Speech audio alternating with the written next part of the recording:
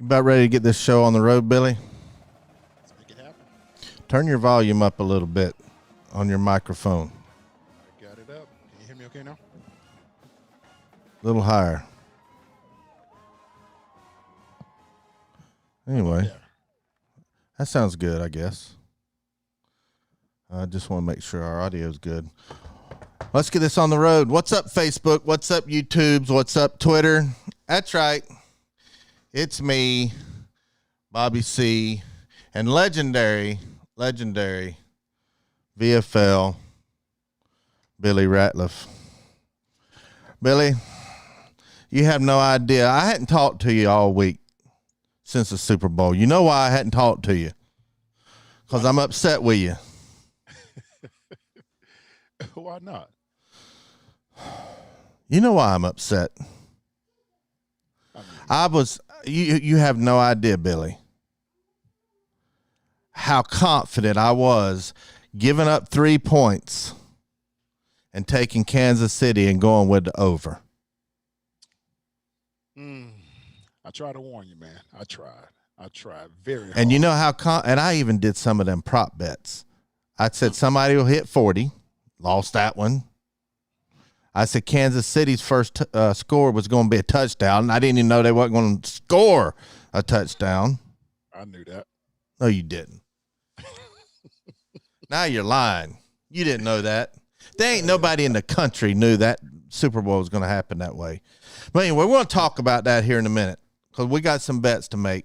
I'm going to look some things over because I really am down to my last $2, Billy.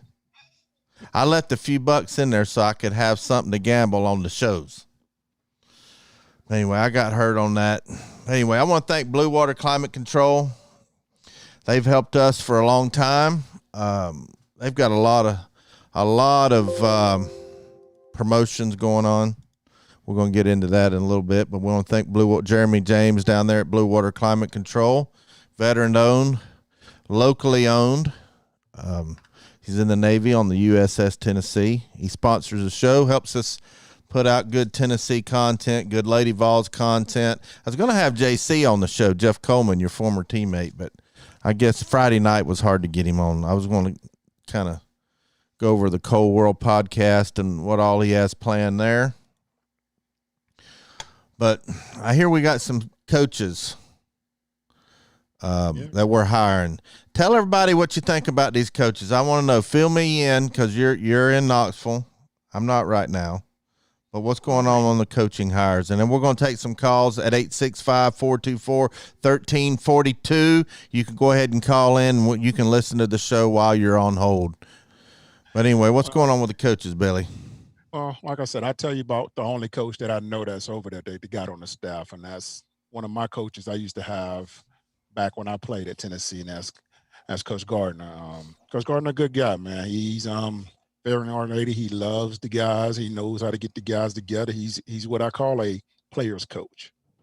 You know, he has developed a lot of kids. I mean, wherever he's been successful. And that's what I like about him. He's a great recruiter, and he knows how to develop kids. I don't care if they're 1-star, 2-star, 3-star walk-on. He makes the kids better. And everywhere that he has went, he's been successful. And I'm just glad he's back, man. I mean, he's happy about the hire. I mean, he's tickled about the hire. He can't believe he got hired back here at Tennessee. So he's happy to even be here. So we're lucky to have him back.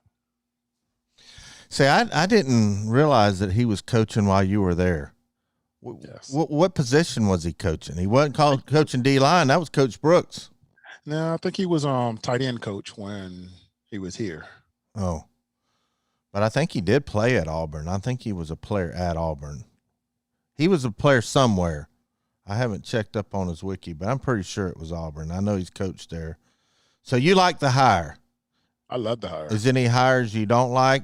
Anything? Have we found a DC officially yet? I hear everybody's been wanting to. Well, I mean, there's a lot of speculations. Like, you know, I don't do speculations. I'm old school. I want, you know, the hard knowledge that it's a complete hire.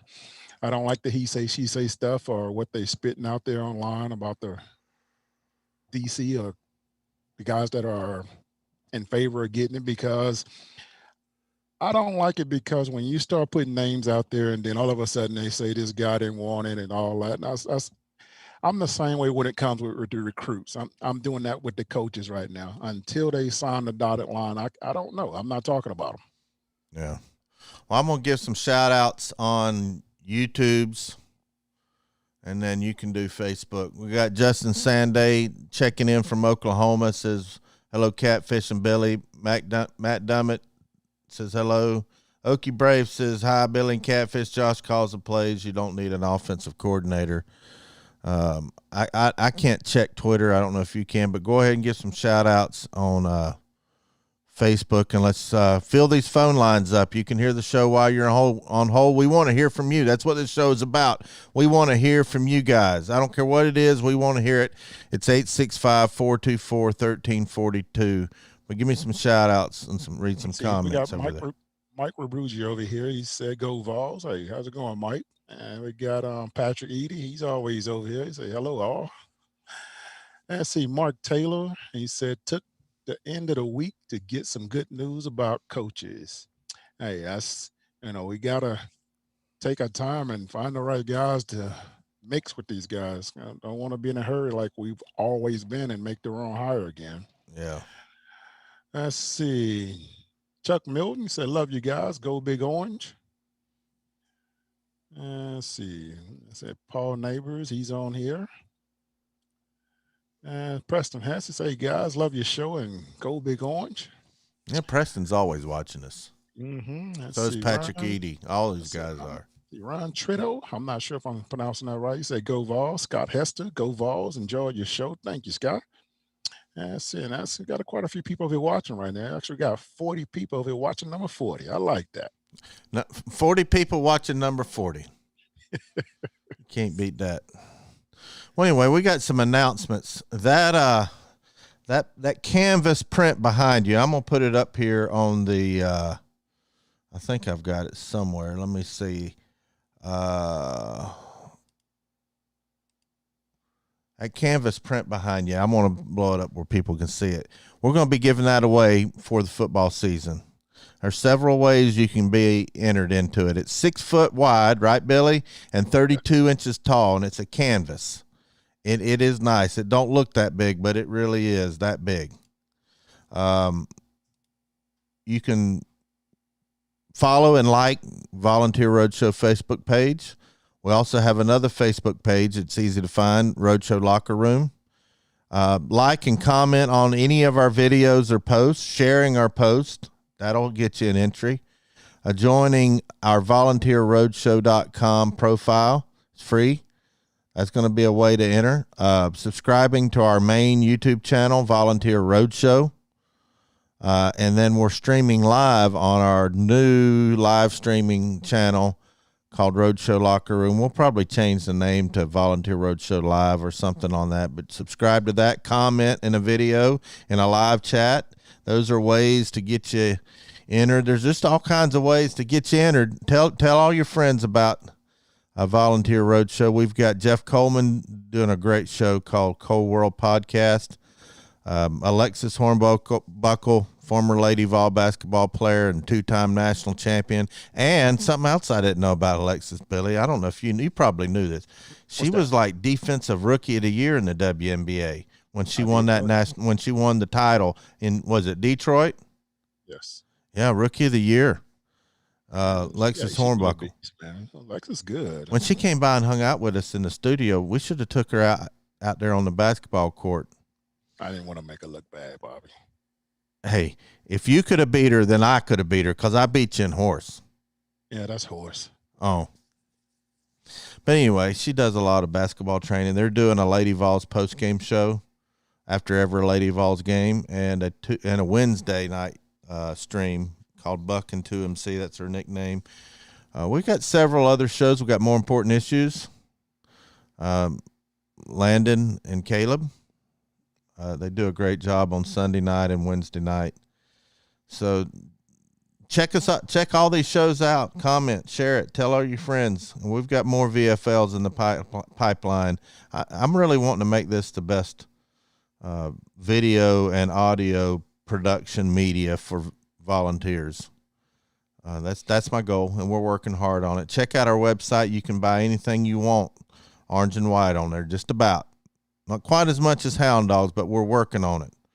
We've got hats, helmets, full-size helmets, and Billy will sign anything that you order if you just let him know what you want signed and where you want it signed. We're also going to be giving some stuff away to commenters and callers. Now, maybe we'll just do callers. Anybody that calls will get a. Let me zoom this in on me. I'm going to show y'all what we're giving away. We got your choice. It's a little satchel bag. I don't know if you see it. It's two-sided. Got a white one. They're called double deckers. They got a little string tied, a little string for a little satchel. Got a gray. This is the gray one. Anybody that calls in the show, that's theirs for free. You can't beat that. We need some callers. Need some good callers. And we want to hear what you want to talk about, how you want to talk about it. There's no stupid questions. I take that back. There might be a few stupid questions. I shouldn't have said that. Anyway, let's talk about how bad I did. I want to get this away. I want to get this out of the way. Billy, there's no way. When you told me you were taking Tampa in the money line, Tampa to win straight up, I laughed at you. Remember? You laughed at me. Did you really feel that way? What made you say that? Because it couldn't have been common sense. I had the better bet. I had the smarter bet. I had the smarter money. How did you know to place that bet? Because everybody was going against it? What exactly. Teach me something. Matter of fact, the line was too low. 3 points. Come on now. We're talking about Kansas City Chiefs offense. I mean, they're coming from behind by 28 points and winning by 21. And the line was only 3 points. It didn't make sense. I'm like, okay, let's use the reverse psychology part of this here. What Vegas thinks. Vegas thinks, let's give them 3 points and make it sound so easy where we'll make all this money. And hey, if we lose a couple money line bets on Tampa Bay, so be it. We up 70%. So I like my chances when it's a 70% is better than 30%. That's a nice investment. What else did you bet on? Go ahead and rub it in my face, because I didn't win not nary a bet, as your sister would say. I took Tyreek not to score a touchdown. How did you know that? Under 100 yards. I took the first score would be a field goal by Kansas City. And, of course, I took the money line and I took the +3. I took the under 56 points.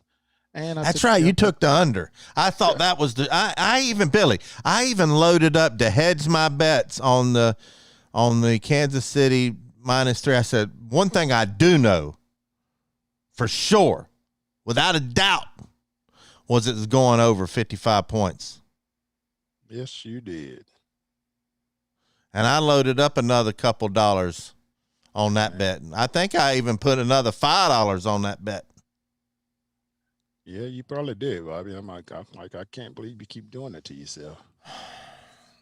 That was probably my worst weekend in betting, was the Super Bowl. I'm never betting on the NFL again, ever. Never. If you hear me start hooting and hollering about a bet on the NFL, slap me upside the head.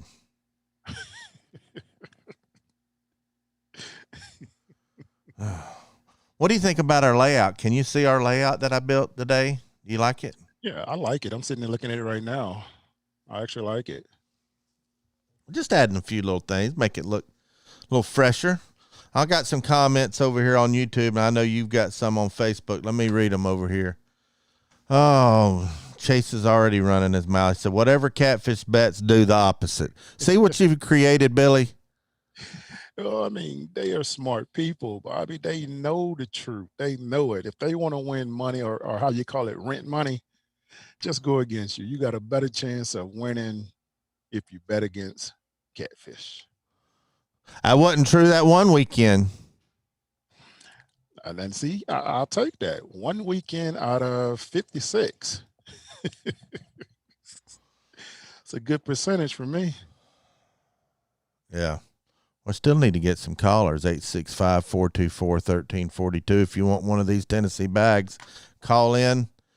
Justin wants some Tennessee barbecue. Well, call in and I'll send you one of these bags. That's the best I can do.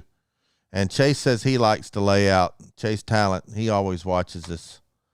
How come Justin Sanday's not a moderator? I'm just making him a moderator. I don't know why he's not. And Okie Brave. He's not a moderator. Y'all are always in. And Matt Dummett.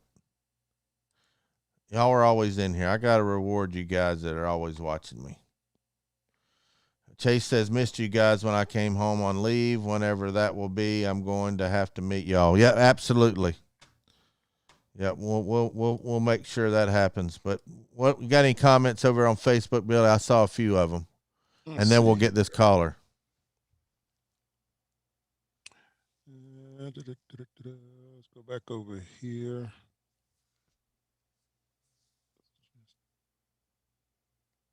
Trying to see if I read all these. There was some about, I saw, did you see the? See, Ron, he said I said his name correct. I finally didn't mess someone's name up. I don't like the he say, she say stuff. Let's see. I'm trying to get the comments up here. Like my comments are not showing. I don't know. I'll read them out to you. Alex Botkin says, do you guys think Kevin Steele will be retained at all to have him still on staff at this point? I feel like they are going to retain him. And if so, why would they not make him DC? I mean, me personally, if they're going to spend that kind of money they already spent, I keep them. I don't know if that's what Coach Heupel wants, but it's his decision to make. I'm not gonna. I can't comment on that until I get some concrete information. I haven't heard anything about it yet. Patrick Eady said he had some tears in his eyes when they hired Garner. Bob Shee says, do you think defensive coordinator will be announced on Monday, Billy? I'm not sure. They keep saying it on Monday, and it's been a couple of Mondays have passed. So I'm just gonna still wait and see, guys. It will happen. The train will not start until the staff gets it going. Well, we got a caller on hold. Let's get to that. Let me hit the right buttons, and we'll get that caller on here. Let's see. Taylor, let me click the talk button. What you got for Catfish and Billy Ratliff? How you guys doing this Friday? Doing great. Good. No, we've heard about Garner and the guy from Rice.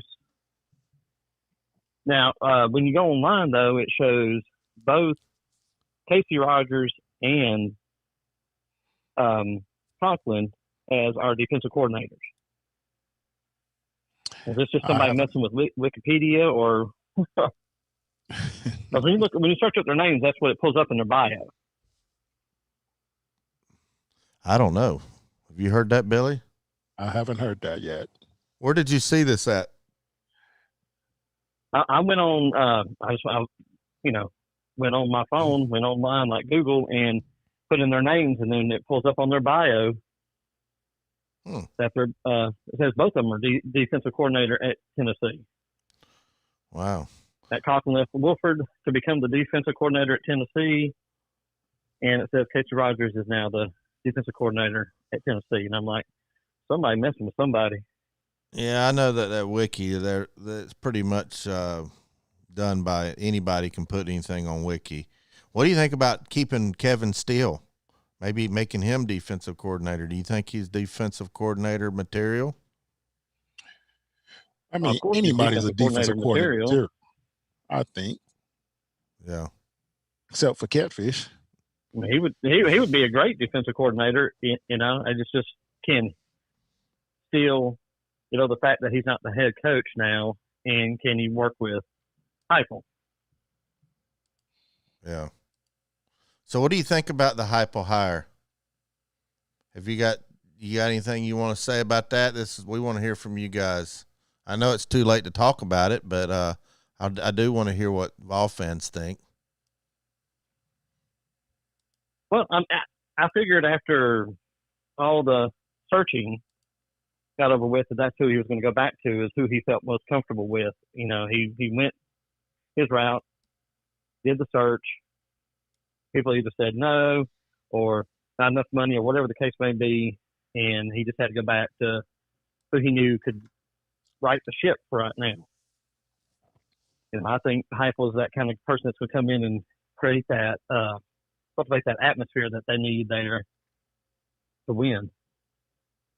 All right, I want to know the truth. What'd you say your name was, Taylor? Yeah, Mark Taylor. Mark Taylor. You watch us on YouTube, Facebook, Twitter. What do you watch us on? Facebook. Yeah. All right. Be honest and listen. You know, Billy Ratliff's a legend, so I don't want to see you trying to butter up to Billy. I want to know the truth.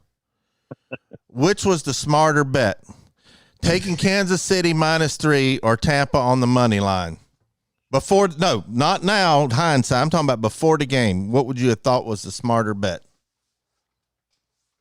I bet on KC. Yep.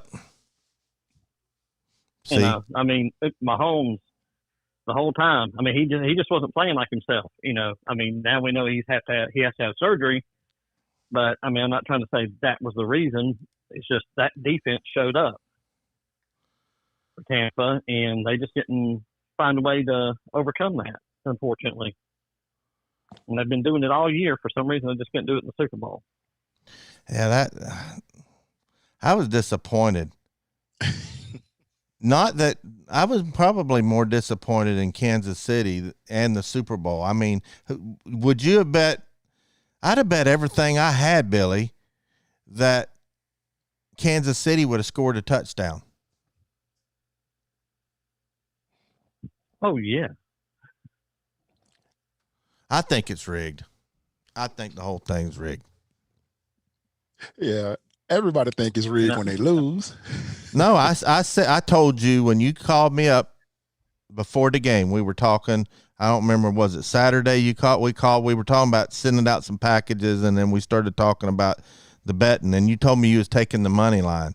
And I said, if Tampa wins that ball game, it's rigged. Did I not say that? You did, but what if KC would have won? Would have been rigged then? Nope.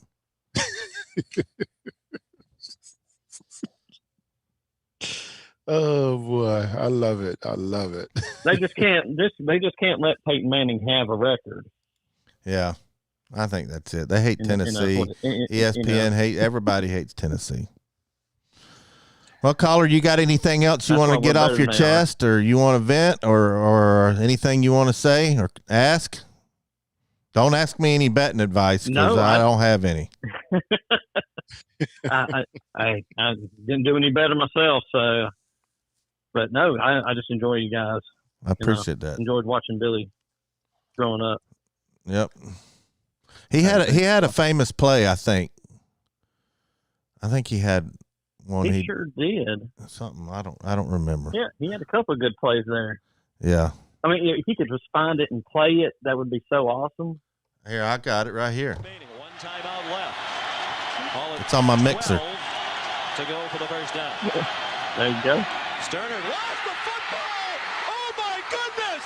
He stumbled and fumbled, and Billy Ratliff recovered.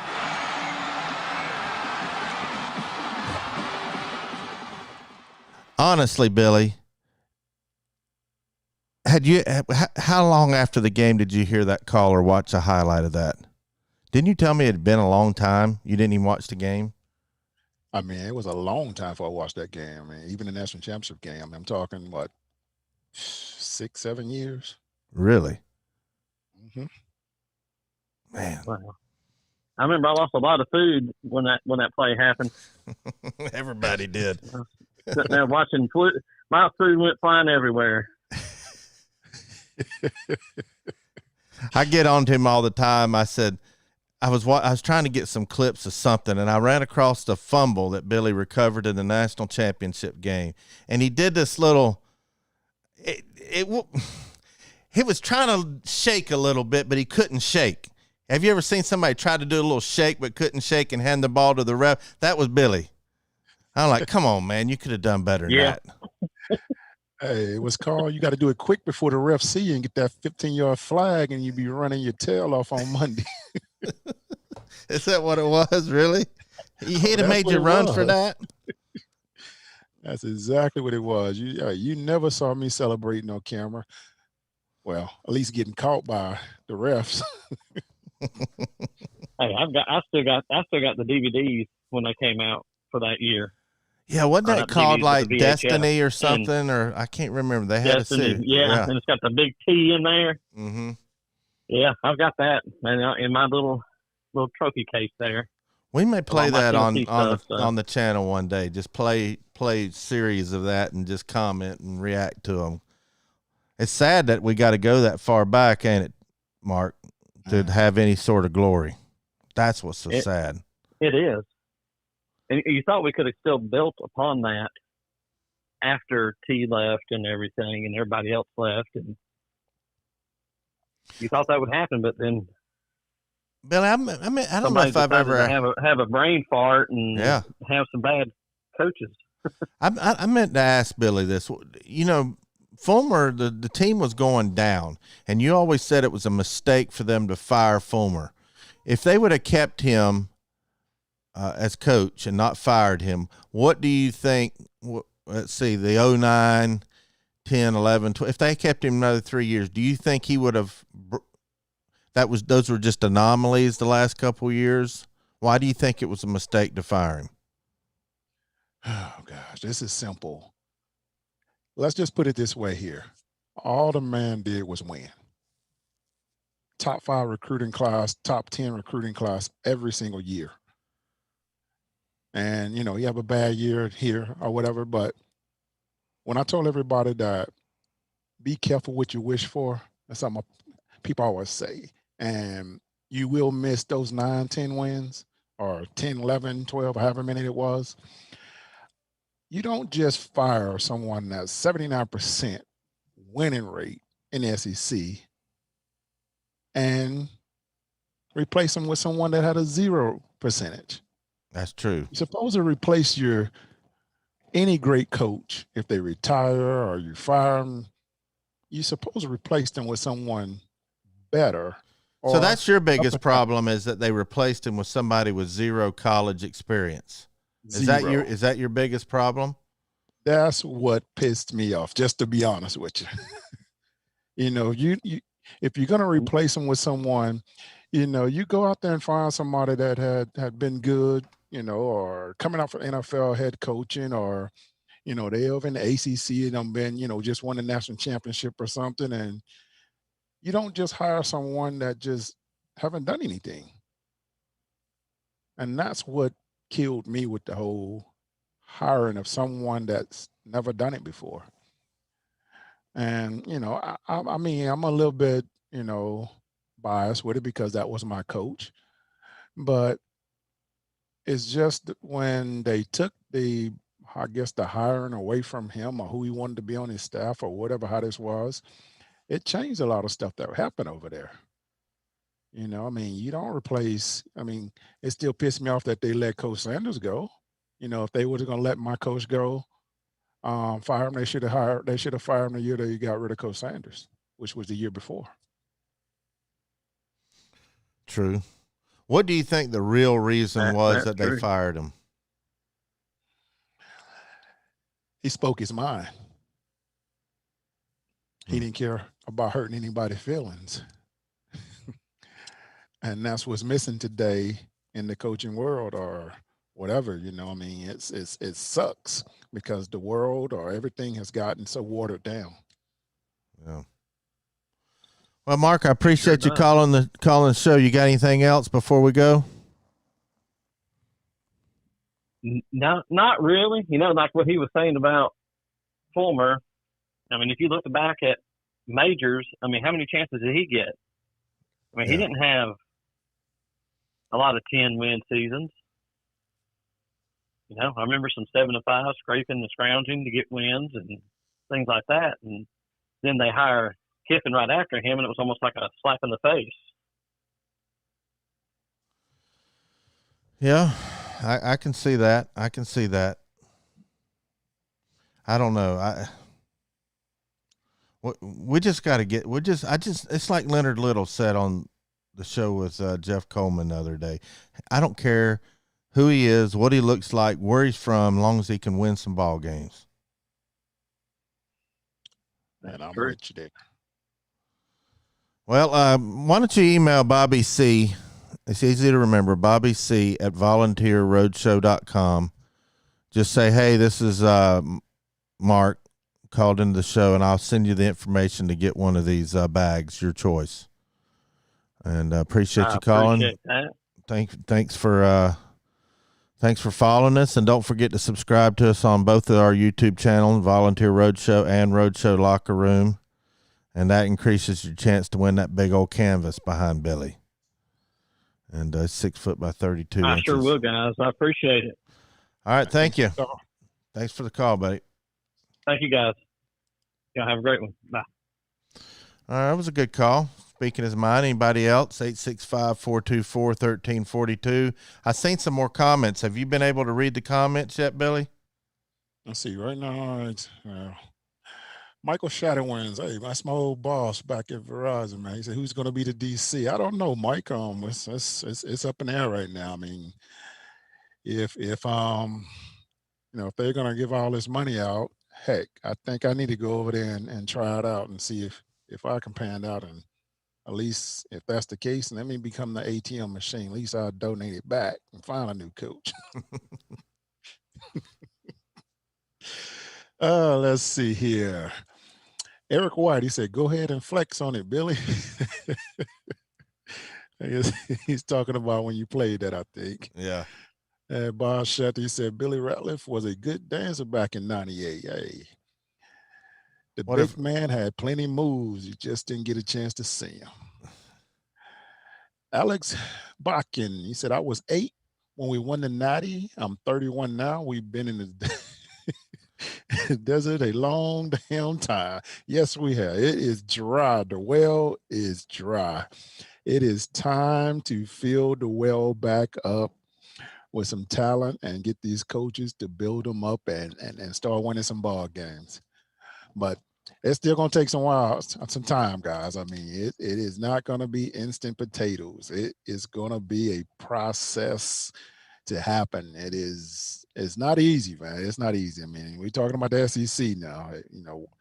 The bar is very high in the SEC. And right now, the bar is high when it comes to winning in the SEC, because now you have the best team that ever been resurrected. Now these guys are huge. Alabama, they're the giants now. It's going to be hard to take those guys off their throne. Do you think that Alabama is what's transpired down there the last 12, 13 years is good or bad for college football? I think it's hurt. I think it's hurt fans' expectations of other teams. That's the bad part I see coming from it. Well, I mean, I'm still old school with it. Of course, what goes up must come down. Eventually, it will catch up, man. I mean, I would say, these coaches are starting to figure it out, and it's just the problem is, man, this Alabama's getting all the best players, man. It's not easy when you got that many good players that doesn't really need that much coaching. And then when you got coaches that are developing those guys, it's tough. It's tough. I think, it's going to be a while before someone catch up with those guys. And I mean, right now, to me personally, the only thing that could damage that ship over there is themselves. Some type of allegations or something like that. I mean, that's the only thing that will crush that dynasty, because that's what it is now. Well, I think a lot of fans have too high of expectation when they're hiring a coach. They see all these one-hit wonders, first-year wonders. They say, well, if so-and-so can win his first year, why can't we Why can't Pruitt win in his second or third year? First of all, for every hot shot that comes out of the gate and wins a whole bunch of games his first year, I'll show you 100 that didn't. I think that we get too high of expectation. Now, I think we have a good job. I think Tennessee's a good job, and we should be able to recruit somebody. But I think when you see all this success at other teams like Alabama, it hurts your expectations. And if any fan base in the world should be not expecting too much, it should be us. And I think I've always said we've had the worst fans in the country, because we do have some of the worst fans in the country, but we've got the best fans in the country. If you're a Tennessee fan and you're 30 years old or younger, you're a good fan in my book, because you haven't experienced really much in your adult life to root, to be proud of. Like I said, we got to go back to 98, 99, 2000, 2001 to have anything to be like reminisce about. Yeah, that's true. That is true. It's been a while. It has been a while. We got another caller. Let's get them on. It looks like John wants to talk football. What you got for Catfish and Billy? Hey, what's up, Catfish and Billy? How y'all doing? Pretty good. Man, how you doing? I had a question for you. Either one of you can take this. Name me one coach. Y'all were talking about one-hit wonders just a few minutes ago. Name me one coach that won a natty in his first 3 years as a coach. Well, I think Saban actually, did he win his in the third year? When did he win his first? Nope. No, as a okay, as a head coach, not at a new job. Okay. People, yeah, as a head coach. People forget about him coaching at Michigan State. Yeah, that's right. Where he was mediocre. Yep. It's a pretty it's kind of a trick question, because that's the first name people think of when you talk about dynasties and winning all the time. The guy that I've got in mind is Dabo Swinney at Clemson. I think he won natty in it was either his second or third year. I can't remember. Oh, you know what? Somebody else. Gene Chizik. Now, there's a one-hit wonder. Yeah. For you. I am the coach. Yep. Billy, you were talking a few minutes ago about instant potatoes, and it's a process, and the well's empty and all that good stuff. What do you think? I don't know if you guys talked about this. What do you think about our best player, Henry To'o going to Alabama? Well, how's that sit with you? I don't like it. Billy? It's maddening. Did you hear BVD? No, I didn't hear the question. I don't think he heard the Say it again. Hear the question. Say it again for him. What do you think? What do you think about Henry To'o transferring to Alabama?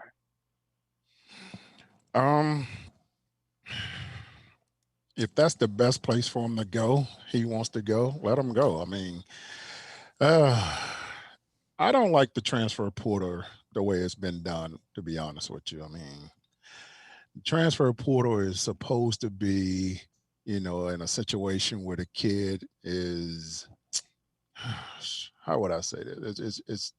It's changed so much, though, where the kid, if he's not getting playing time or whatever, he can't pan out and he gets upset and transferred. And you got the kid that just transfer because he wants to. And with the COVID situation, it has watered it down too much for me, where now it's just you can transfer anywhere and anytime. And then for what Henry did, I mean, if he's going to Alabama, I mean, so be it. I mean, he's going to the best program that he thinks going to help him out to become the best linebacker he can be. I mean, I'm quite sure he could have did the same thing here at Tennessee. it sucks that we lost the kid, but it is what it is. That's what they have set it up to do, and that's what's going on right now. I hate it that he's going to be going to the rivalry, but I can't fault the man for doing what's best for himself. I can't, me personally, of course, obviously, I never played college football, but I just can't see, I could never see myself playing for a team, Tennessee, for 2 years and then just transferring to their biggest rival. I don't get that. Now I know he's from California. He's not a Tennessee fan like he didn't grow up rooting for Tennessee like me and Bobby. Me and Bobby are probably more biased than you are when it comes to stuff like that, because you spoke on a more rational.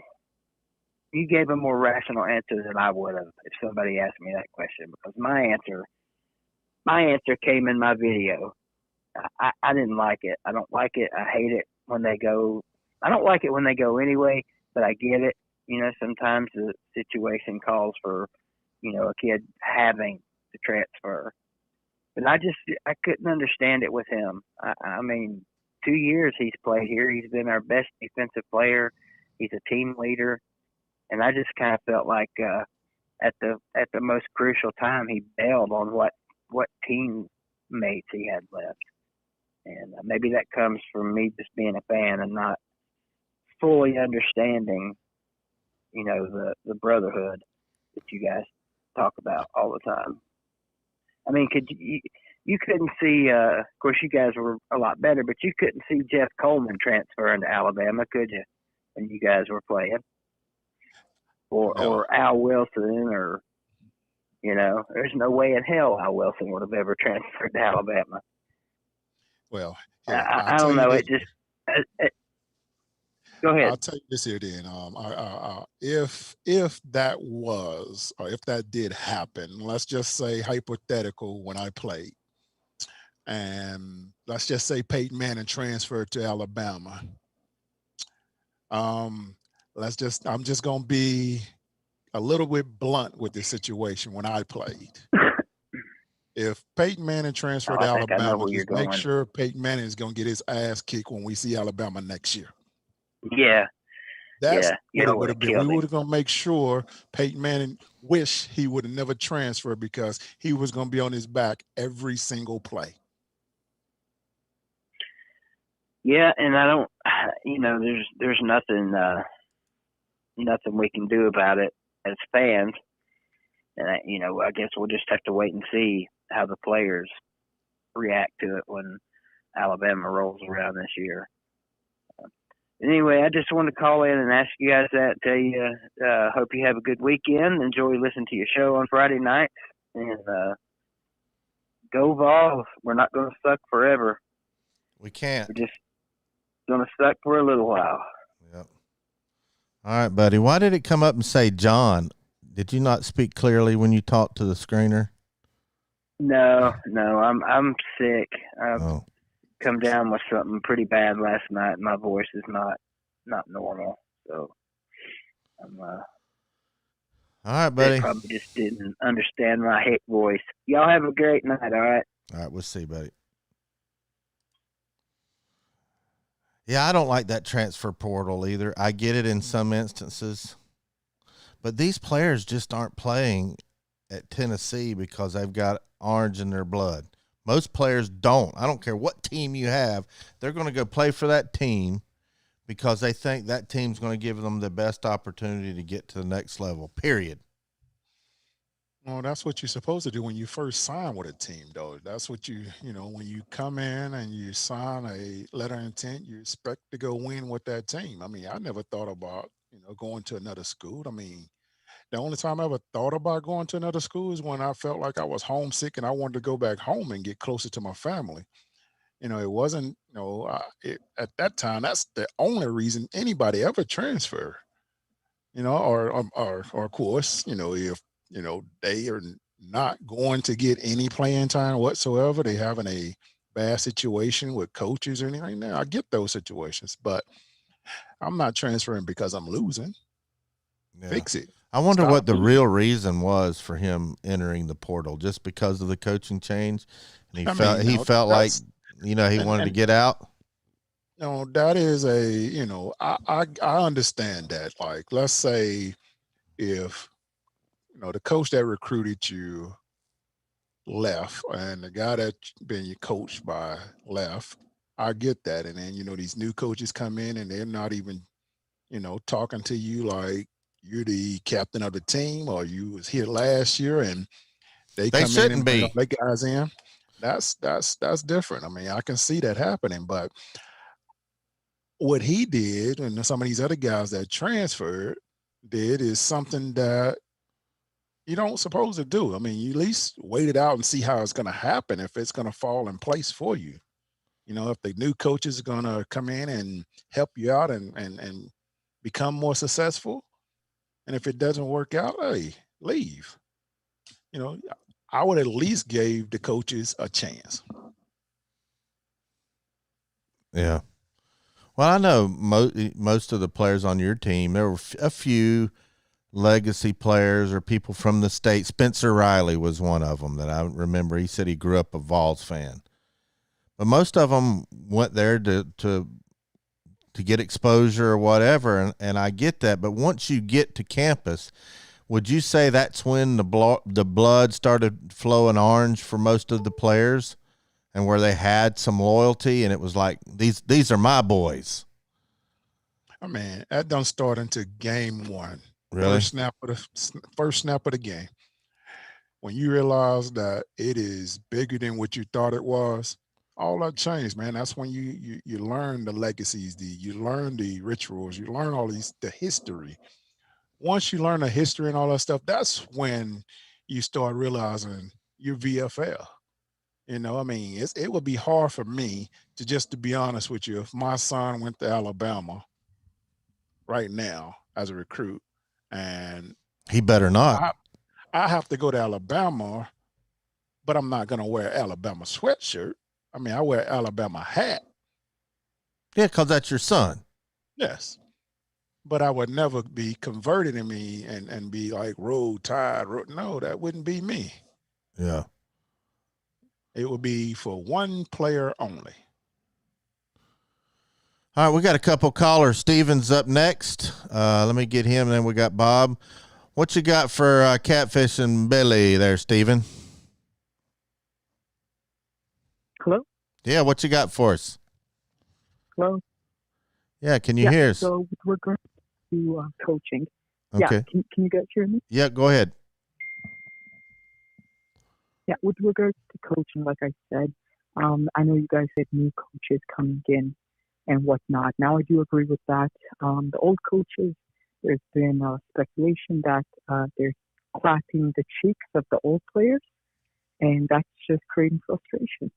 So I'm supporting the new coaches coming in, because these old coaches, I'm not sure what's happening, any sexual relations with the players or not, but we need new coaches in. All right, we're going to go to Bob from North Georgia. What you got for us there, Bob? Yeah, I'm a big Tennessee fan from North Georgia. I'm an alumni from '99, and I even hanged out with Billy a couple of times when he was at school there. Oh, cool. What's going on, I Bob? watch y'all show all the time. You and Jason Swain do a great job. Appreciate that. So what do you want to talk about? What I wanted to know is, I want to talk about the football team. I wanted to know, what do you think our biggest weakness is to recover after being on probation, if they put on us probation for 2 years? That's going to be tough regardless. If we lose scholarships, it's going to be tough on these guys. Especially if we're already down right now. Just imagine losing 5-6 more scholarship guys that be able to recruit. We'll be down for a while. I mean, right now, we're going to have to come out the gates winning right now in order for us to be successful, because if we continue to lose, the recruits won't continue to come. Well, I just wish there was an expiration on the transfer portal. I'm getting tired of hearing about Harry Toto. If he's staying, if he's going. If he's going, let's get another linebacker in, as a recruit. I agree with that. Let's move on if that's what's going to happen. Move on. I mean, I guess he needs to find a new car salesman. I guess that's what they say down in Alabama.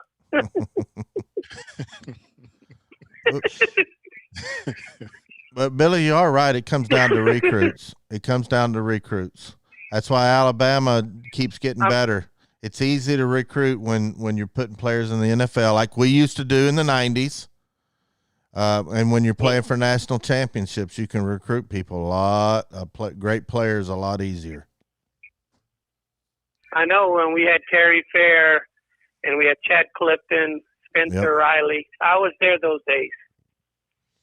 Those are some good old days. I'm editing a recruiting video with all Billy's class in '95 signing class, and it's going to be great. I may play it on a live show one of these days. But it was just good to go back. I know you can't make a prediction, but do you think we'll at least be 500 next year? Wow. I would be happy with 6 wins. You would be happy with 6 wins. Man. I'm tired of watching Georgia run all over us, and they keep cheating down here.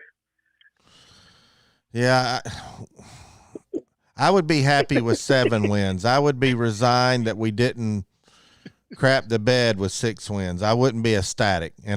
Well, here, I'm gonna tell you the reason why I say 6. How many we get this year? Well, what does that got to do with next year? Well, I'm just saying, let's double the wins. Let's get a bowl game. Get the kids some opportunities to understand what it takes to win. But we got some work to do. It's not going to be easy. I'm telling you, this is going to be the toughest season you guys have seen in a long time. I mean, I'm hoping that coach can come in and motivate these guys and make them play better than what they've done in the past. But we still we're a long way away with players, guys. We still don't have enough players. We don't have enough dogs. We don't have it. Yeah, but I understand we don't got the dogs, but it seems like the NCAA is becoming like the NFL and playing favorites, who they want to bust and who they don't want to bust. Alabama and Georgia's making them a lot of money, so they're not busting them for nothing. Well, I'm going to tell you one thing right now. You know how me taking Kansas City and giving up 3 points in the Super Bowl was like the smartest bet anybody could ever make? Here's a better bet than that. If we only win 6 games, there'll be 30% of our fan base wanting him fired. Well, if that's the case, get ready. I mean, he understands that. He already knows that. He's seen that. I mean, Tennessee has been the punching bag for a long time. He wouldn't have took this job if he didn't know what he was getting himself into.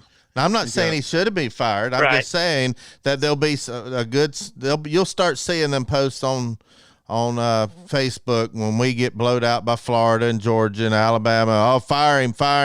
We just can't win. Same old story, same old song and dance if we only win 6 games. I'm telling you, you're going to see that from the fan base. And I think that's what makes us some of the worst fans in the country right there. Well, Billy, how many years do you think Josh should have to build this program back up? 5? Billy? What's that? I think his audio cut out. Go ahead and say that again, caller. Yeah. How many years do you think we should give Josh the slack? 3 to 4 seasons to get it together? 4 years. I mean, it takes that, to get a foundation, and you got to have it all the way up until your recruits become seniors. And, that's when the development starts. When you got guys that playing at high levels and the younger guys are looking up to these guys and they start to mimicking what these older guys are doing. And if these older guys are being successful, the younger guys are going to be successful as well. And that's what it takes in order to become champions. You got to have veteran players to be able to do that. That is what Coastal Carolina had. That is what Liberty had. They had seniors. They had guys that's been playing together, has been winning already. You know, everybody think that Coastal Carolina and Liberty wasn't winning before this year. Those teams were already winning. Hey Billy, we just caller, just hang on just a second, caller. One of your teammates is waiting in the I didn't know he was there. Jeff Coleman is in the waiting room of Zoom. He never texted me back. I never saw a text. But let me see if I can get Jeff in here while we got this caller. But anyway, go ahead, caller. Do you have anything else? I guess he's gone. My final say is, what do you think if our chance of getting Ty Simpson? Who? The quarterback that everybody in Alabama and us are fighting over. Simpson. Oh, I don't know. You got an echo? It's probably coming from. Can you hear me? Yeah. Go ahead, caller. Yes. What do you think our chances of us picking up that quarterback Simpson? I'm not sure. I mean, I'm a little bit different when it comes to that. I mean, recruits. I typically don't talk about recruits until they sign what I call a LOI, because these kids today they don't. There's no loyalty with recruiting anymore. They rather tweet and post that they got 100 offers, even though they only going to sign one. And then they get mad when the team don't sign them because they waited too late. All the scholarships are gone. So I don't know. I mean, I've heard the kid is a good kid. Pretty much if any school is recruiting these kids, they're good. So until they get on campus, I don't talk about them. Oh, okay. Well, thanks for taking my call. I appreciate it. Thanks for calling, man. Appreciate it. Bye-bye. Jeff says he can't see anything. Well, turn your camera on. What do you mean you can't see anything, Jeff? Are you there, Jeff? We just got your. I'm here. Let me get this camera right though. I don't understand what's going on, man. I think Worm purposely blocked out my visuals. I think he cut me off because he hadn't seen me in a couple weeks. But I see what happens when you don't show up for work for a couple. My badge doesn't work no more. I can't get on. So I see what's happening. But let me see if I can get this fixed. He's blaming you, Billy. Like that? Blaming you, Billy. Well, while we're waiting on him, there was some good comments over here on YouTube. I'll go ahead and read them. Okay. Like B Hunter says, just win, baby. That's it. If we win, everything else will take care of itself. Yes. Dub thinks, I guess he's talking about Henry To'o. I think he just wanted to win. I feel like he'd have a better shot at the NFL staying at UT. I don't know. We'll find out. A lot of people were saying that he would not play if he go to Alabama. Oh, he will play. Oh, yeah. Are you sure about that? He will play. He will. Sure about that? I mean, the kid can run, man. If he can run to the dang on ball and make plays, he will play. I mean, Alabama linebackers was suspect this past season. They just won a national championship. Yeah, I mean, still the LBs was their weak. So that's my point. If they just won a national championship, are you sure he's going to play there? So let's mark this. What's today's date? February 12th? Yep. Well, me personally, I mean, I would think he's crazy if you're going to Alabama. No, I don't blame him for that. No, I don't blame him, but I don't think. I mean, I wouldn't have went to Alabama if I was going to transfer somewhere. Does he have to sit? He has to sit out a year, right? No, he don't have to sit out. He can play. Why not? Why didn't he have to sit out? They gonna let. I mean, because of the situation, you get to play right away now. Because of COVID? Yes. That's bull. Last year didn't count. NFL, this is this free college football free agency right now. You can just. That's what it is. That's what it is right now.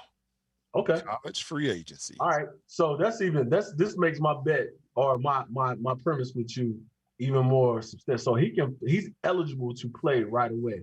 So you think he's going to start first game of the season?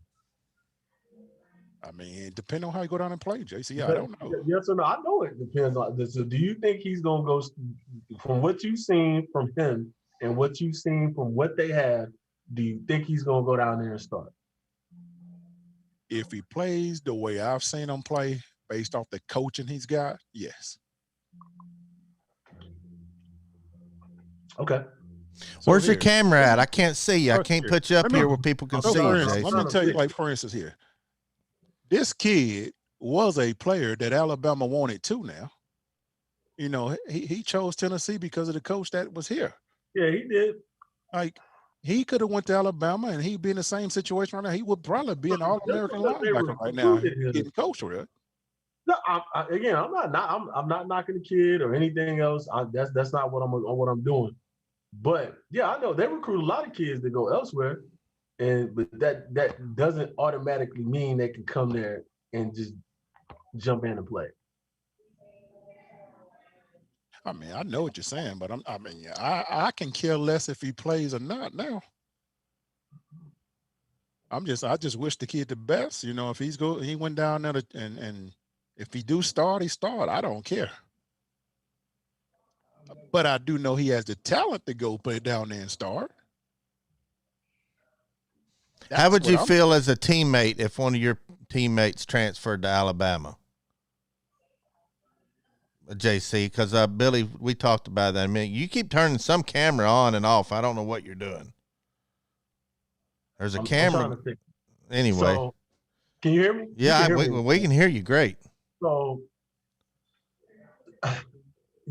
that's a tough question because I know Worm says it's a different time.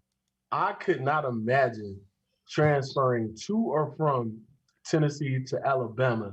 That, like, if I was going to leave Tennessee, which we had this conversation too, like everybody thought about it, but I'm going somewhere far away. I'm not going to Alabama if I leave to, like, I look at them differently, and hats off to these guys for taking the emotion out of it and looking at it like a business transaction and, you know, doing what's right for them. But, like, I'm the wrong person to ask because I could not leave Tennessee and go to one of our rivals like that. I can't answer that question.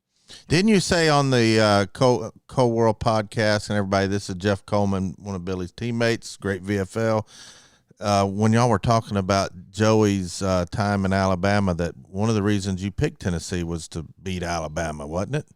That was one, because at the time, yeah, when I got there, when I arrived in '94, we had tied them once in 10 years. It's not like we jumped, and I'm going to remind you again, we had the #1 recruiting class, so it's not like we jumped on some wave that everybody was trying to ride. We hadn't beaten Alabama in 10 years when we had that #1 class. We hadn't, of course they had success. They had done other things.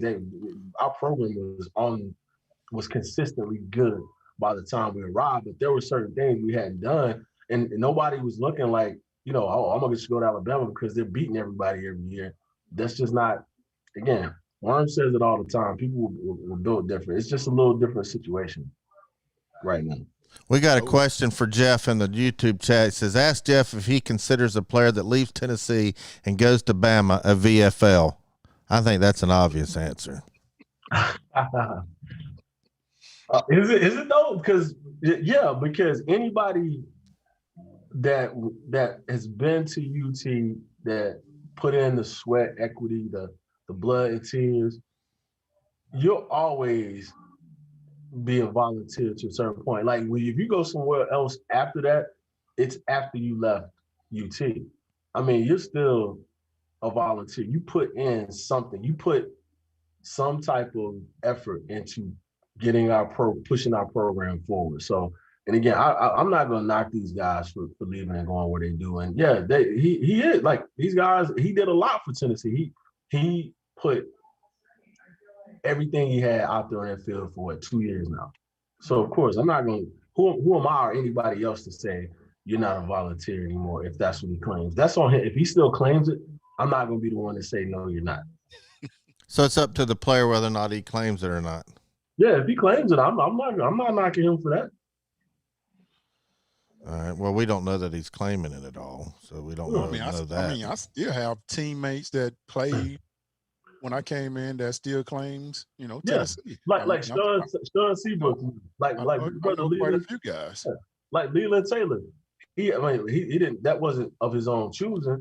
He went and played somewhere else, but he still claims Tennessee. Like you said, we got the guys who we played with that went on, like B. Dart and other people. They still have those ties, and it's really, when you get to it, about they're tied to us, the players and everybody they played with. So, like with him, I know when it's hard for him to leave his brothers, his teammates, and other people. That wasn't an easy decision for him, and so I think he's still tied to them, and somewhat, by chance tied to the program too. So, yeah, if he still claims it, I'm not gonna be like, nah, no. But if he doesn't, then I get it. Who was the biggest transfer while you were playing, Billy or Jeff? D-ball. It's got to be D-ball. Darwin. He came from NC State. And what about transferring out? Who was the biggest player? So Darwin Walker, I forgot he was at NC State. I forgot that. I never forget those days. Brandon. The quarterback. Brandon was a big deal. You had the kid that went to Ole Miss. Oh, he was a lineman. He went to the league. Mitch Baker. No, not Mitch. Mitch was another one, but there's another guy, the other outside linebacker. He walked on at Tennessee, and then he transferred to Ole Miss. You know what I'm talking about.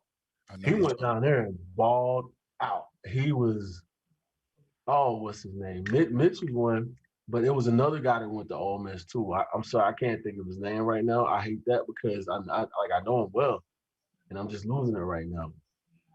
But we had who else transferred out that did well?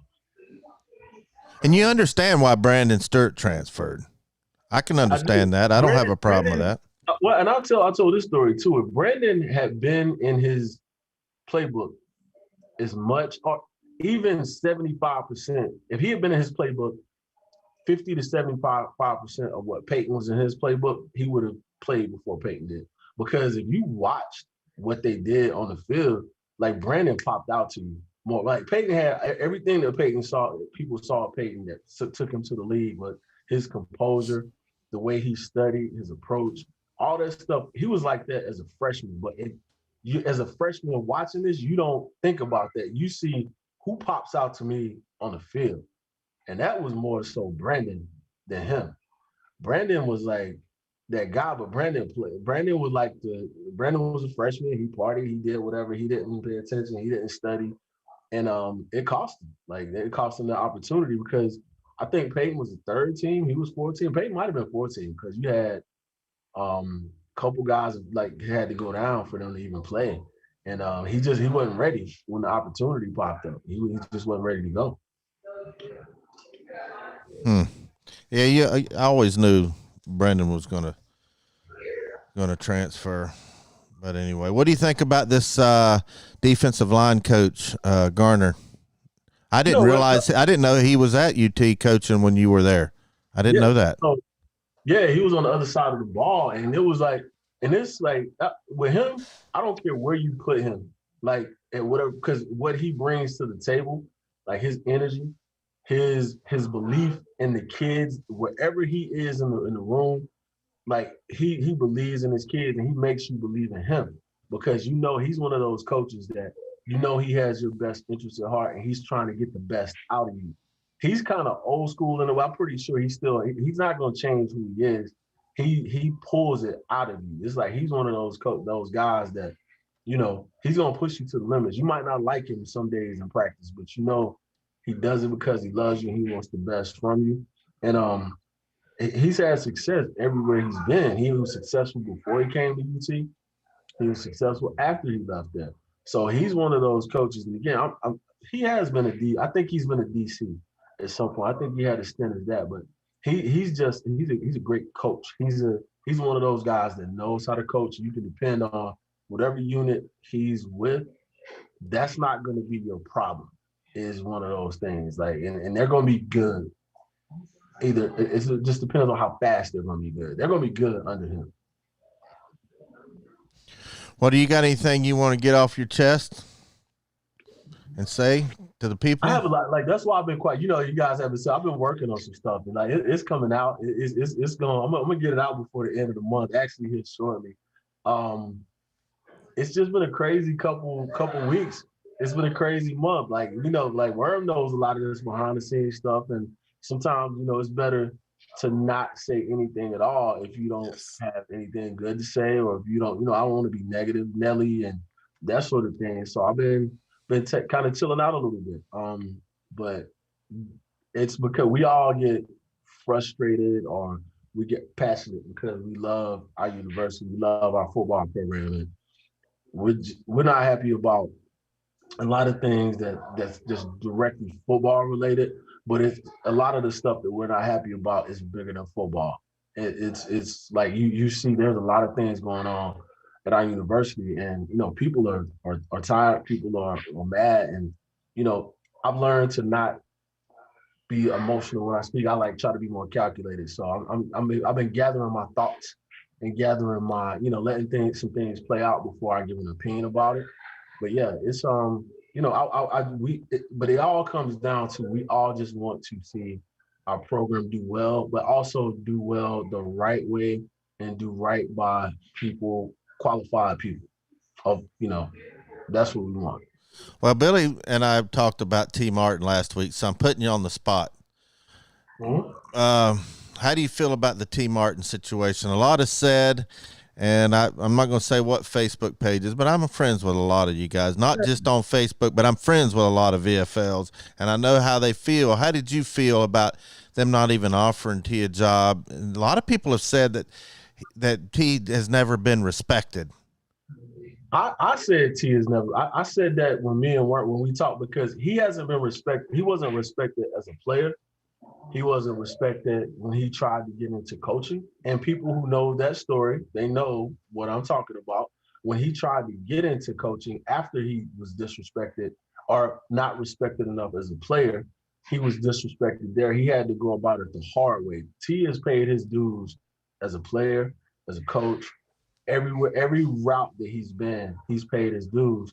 And then to even come, so we all know the story about when he was first, and you can't see me, but I'm using air quotes about how he was, I don't know if it was Butcher or Derek Dooley, one of them, when they tried to bring him back, and it was a disrespectful offer. He didn't come back, and people, they used that to just say, see, and they just jumped on him even more. After all of that, for him to come back home, it's not like he didn't have other opportunities. It's not like he didn't have anywhere else to go. It's not like he didn't have, he could have been anywhere, but he came back. And I'm sitting here thinking if I was T, I don't know if I would have done that. When he came back in, what was it, 16, 17, or whatever? When that situation went down, when he came back last year after 16, I'm like, after they didn't really give him a chance in 16 when Peru was hired, and for him to come back after that, I was like, he's being really big about the situation. He's really putting some pride to the side. He's really putting being done wrong to the side. He's putting all that up to the side because I know how much T loves the University of Tennessee. He is just as much in the fabric of the University of Tennessee as Peyton Manning is, and people don't want to hear that, but I'm gonna say that's my classmate. But how can you disrespect that man the way that people have, and for him to take all of that and then to come back? And yeah, as a wide receiver coach, he was assistant head coach and wide receiver coach, but not to be the OC, not to be the head coach, but he did that out of a lot of it had to be for the love of the University of Tennessee. And for him to be not, and I knew after 16 when he didn't get interviewed or seriously considered, and we know who was in control of that situation. It was Phil. When somebody comes in a couple years later and says that if the guy that was your head coach, who's now the AD, didn't seriously consider you for the job at that time, I knew he wasn't going to get a real consideration at this time because of what happened there. And it wasn't, neither situation was right. The 16 was the prime moment for him. Now, if you were going to bring in somebody who was proven, who had a track record, who had been, if you were bringing in Stoops or somebody like that over T, I'm like, okay, I get that. But if the reason why you didn't bring in T in 16, did you bring in Jeremy Pruitt? What was there about him that was so much that was on his resume that said, I'm going to hire him over T? Somebody with his, not just what he did as a player in Tennessee and the type of person he is and the type of coach he is, but his coaching resume was enough to at least get him serious consideration. Give him serious consideration. If you don't hire him, okay, I get it. I don't get it, but okay, I can understand that a little bit. But he didn't even get kind of consideration for that, which led to him not getting consideration this time. So that whole way that was handled, and a lot of the stuff that was around that, like if you look at Jay, like Jay leaving and what happened to Jay before, like people know the story about Jay when Jay was here before and he left. You mean Jay Graham? Yeah, Jay Graham, and why he left. There's a pattern of. So there's two things I want to say. I'm real careful about when I throw this out. Like T's qualified. First and foremost, he's qualified to be considered. But for him to be qualified, for him to be to have his resume, to do what he did at Tennessee, and to be an African American and somebody like that, to not get considered, you can't not be mad about that and not feel some sort of way about that. And then when you bring in all these other big and little things that have happened, it makes you sit back. Like, so again, like you guys, if you're hearing this from me, right? Like the reason why you haven't heard from me in weeks, and I say you about our platform and speaking, is because of that. And because I'm frustrated with the University of Tennessee. I'm frustrated about the fan base. I'm frustrated with all of that. So I haven't been wanting to talk about that right now. I didn't want to speak on emotion and say the wrong, wouldn't be the wrong thing, but I didn't want to say something in the moment that's just going to sit out there for a long time. It's just like, just to be able to take it all in. And I know there's people out there right now probably typing in, calling in or whatever, and just want to dismiss everything I'm saying because it's like, it's not always about race. But yeah, if you look at the situation, some of it is, there's no excuse for this guy not to get an opportunity or a call or an interview or something to that effect. And it's not just that, it's the other things that we can't talk about right now just because it's confidential. It's things that we talk to team. And I know, and I'm not gonna get out of it, and I'm not gonna do like some other people just say what he said, but I know it made me mad when I talked to him because I knew some of it, but I didn't know until then. And he was genuine. He was hurt because he loved this university, and it wasn't about a job for him. That man can go. You can see he can go get a job anywhere. It's not about like I'm trying to do this for my job. I can work. He can work anywhere. He can work in the NFL, college, whatever. It was about what we're doing at the University of Tennessee. And I know I've been talking for a long time. I'm gonna be quiet for a minute and let people jump in and say what they need to say. Well, I heard that Peerless said pretty publicly that he talked to T and T told him how hurt he was. But that's all I heard. They didn't go into details. I'm not saying like I'm not going like that's fine for Peerless to do because but I talked to T too, and I didn't want to because unless T will speak for himself. Like he'll tell, like you can hear from him after he actually spoke for himself. You can hear that he was hurt. Like Peerless knew he was, and I get why Peerless is defensive about that because of the connection and the relationship and everything that they have. And I wanted to say that. Like we could but I wanted him to say it for himself because we all felt that same thing that hurt because it's like we keep going through the same shit over and over. So yeah. Well, what you got lined up for Cold World Podcast next? What's coming down the pike? I am working on, we talked about, like, first of all, I can say this one, like Ray Austin, because our BFL, he's doing some great things with his fan control league. And, Well, he's a little busy right now, but we got him lined up to talk. But for me, because of this month and before it's over with, I wanted to really focus on some of it's Black History Month, and I want to talk to some of our people who have been trailblazers for what, like, I could have done a lot of other shows, and that's no disrespect to anybody else, but I want, there's a specific focus that I want to hit. There's like 2 or 3 things I want to do before the end of the month. I know I'm on the clock, but I'm gonna get it done before then. That has a specific focus about this month, what it means, how it connects to our university, and people who were trailblazers for myself, for Wern, and others to do. So that's when, and then March we can get back to our regularly scheduled program. But this month it's about that for me. yeah. I mean, a lot of fans, they all know about the Condredge Holloway story, but just because you have the first African American quarterback in the SEC, I guess is what they say, that doesn't mean that all the things are healed and the ship is right. I mean, No, and it's not. And that's all. I'll say this, and I won't go into detail, but it's not. Condredge wasn't treated fairly. And I mean, there's a lot of players like that. I'm going to be really transparent. There's a lot of players like us that feel a certain way about Condredge, but you can't take what Condredge did and what he means away from him. Like that, those are 2 different things. Condredge is who he is. He did what he did, and that means something.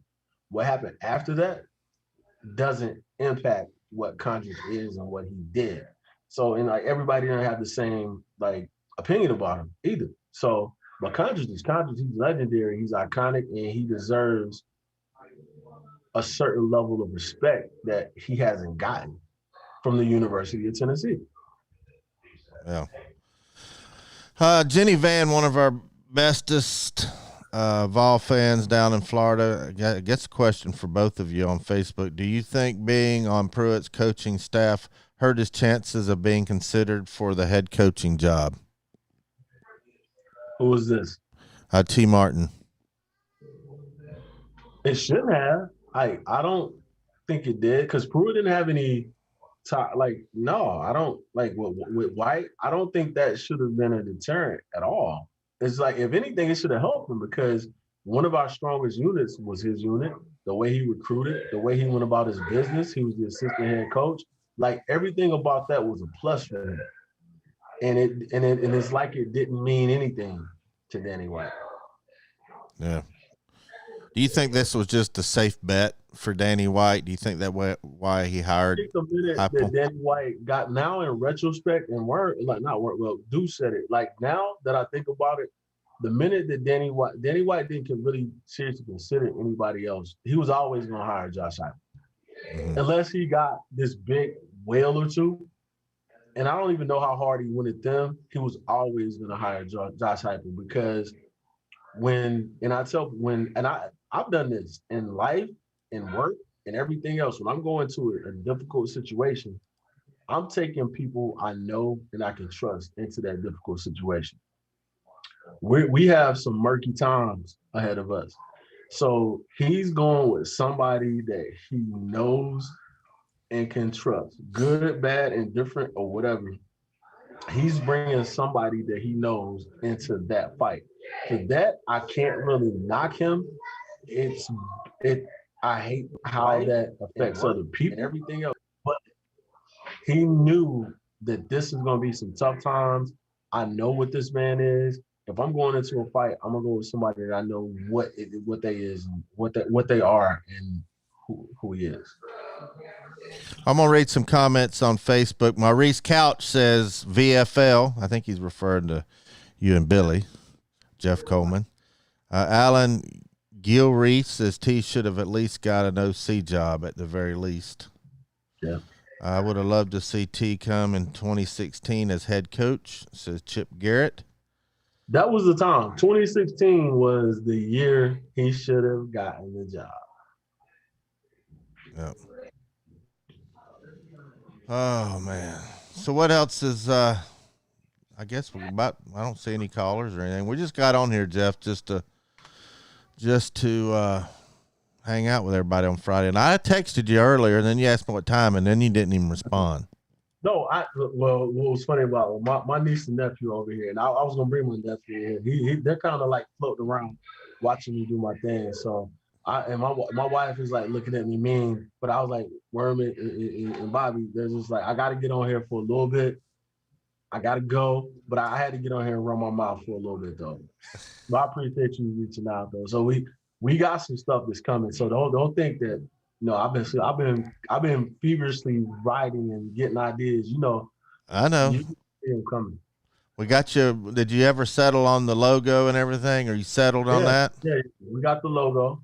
We got the logo ready. All right. All right, Jeff. I appreciate it. Go enjoy your family, and I'll talk to you over the weekend or first of next week about what we need to do. Guys, man. You already know. Yeah. All right. Paul McCartney, Michael Jackson, Ebony Ivory. Hey, thanks for coming on with us, Lewis. Okay, Earl. Absolutely. Oh, now I got to go resize everything up because he jumped off. But anyway, well, it still looked the same. I don't think anything changed. Well, yeah, it did. I gotta fix this real quick. Read some comments on Facebook, and I'll get used to before we go. I see. You've already read all those. I'll have a. Yeah. So who do you think the defensive coordinator is going to be? I don't know. You don't have any bets? I don't know. I'll know something soon. Who do you want it to be? I guess that's a better question. Who do you want it to be? If you were AD or Josh Heupel and they said, all right, Billy, we trust you. Go hire us a coach. Give me 2 or 3 people you would call first as defensive coordinator, and you had an unlimited budget. Gosh, I actually think I would call myself. And the reason why, I mean, if they want to get rid of me in 2 weeks, I have $1 million. I can invest that in some stuff. That's why we need to keep Kevin Steele, because we've already paid him $950,000 just to be interim coach, didn't even have his business cards printed up. We need to keep him to get our money's worth. That's what I said. I said, I mean, we've already paid him this amount of his money right now. We at least get him through spring practice and see if he earned that $1 million. And then you don't think he pans out, we go get somebody else. Yeah. But no, man, I mean, to me personally, I would like to see here. I'll tell you, I will go get Gerard Mayo. Yeah. And the reason I say that, this is why I say that. You have a young man that's going to come in here. He knows the program. He bleeds on. He's a VFL. He also has been in the NFL ranks of watching and calling calls, and he's a young mind. And he still plays what I call video games, and that's what's missing of the chess match when it comes to calling plays that stops an offense, that stops the play action from killing you all game, or stop the 3rd and longs and stuff. He would gamble, and no one in the SEC knows what he's going to be doing. He's brand new. They don't know what he's doing. He's fresh. That's what we need. Someone that's willing to take the risk, and no one knows what he's going to be calling, because you bring somebody in like that with that type of defensive mind and you don't know what he's going to be doing, it's tough. Go ask Kansas City Chiefs. Well, you know, Gerard, he got to witness how Bill Belichick, or Belichick, or how do you say it? Is it Belichick? I think it's Belichick.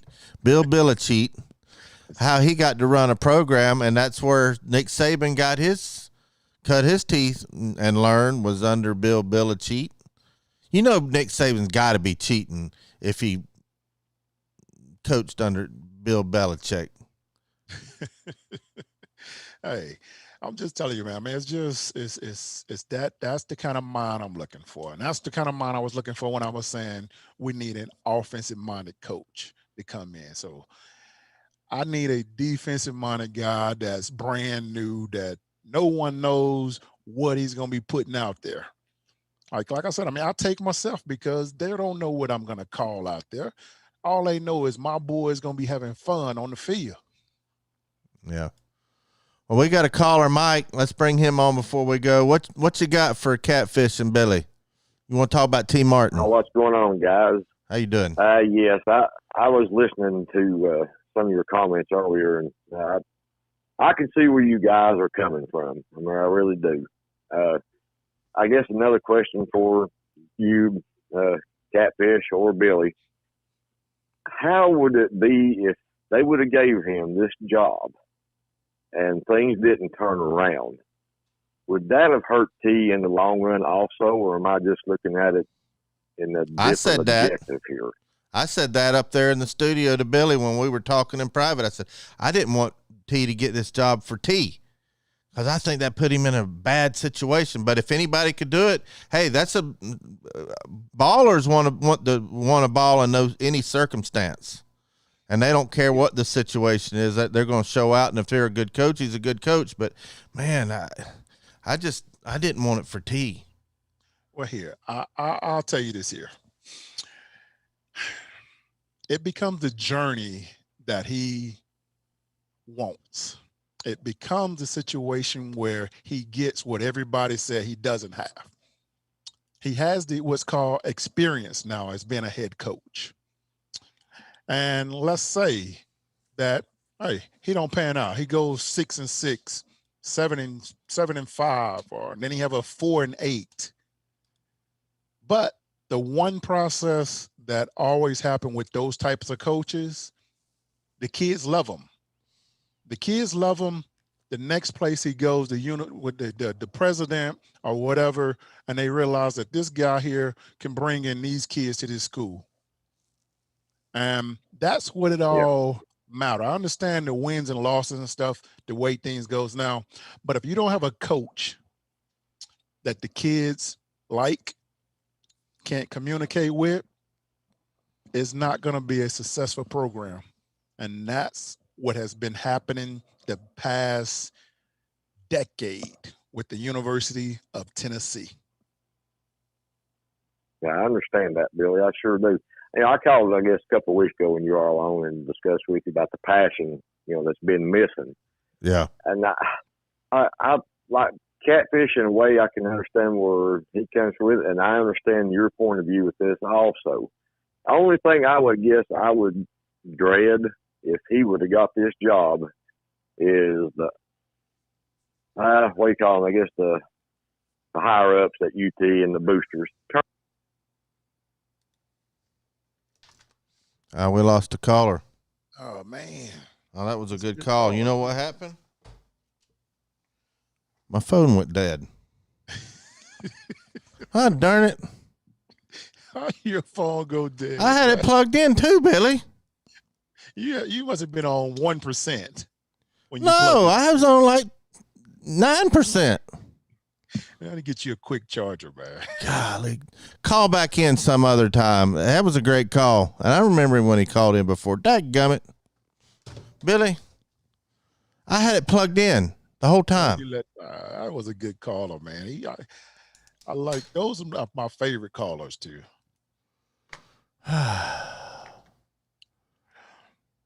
Dang. Can you believe that? Well, that's a good time to end the show anyway.